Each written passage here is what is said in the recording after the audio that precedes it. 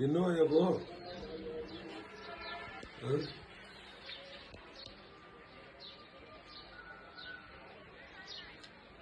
अहिले त तगडा हुनुभयो काम दिदी हो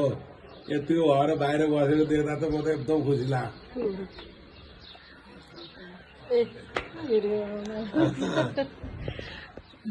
एकदम हो नि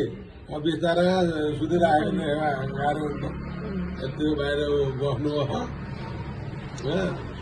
राम्रो हुनुहुन्छ अब बिस्तारै सन्चो दिनदिनै 20को 19 18 हुँदै जान्छ आज यतिको आएर बस्नु सक्नुभयो भोलि एकछिन बस्नुहुन्छ अनि यसो एकछिन हिँड्नुहुन्छ यताउता 20को 18 भएन बोल्नु न बोल्नु त नारायण भन्नु त नारायण के गरेस् भन्नु न आउँदैन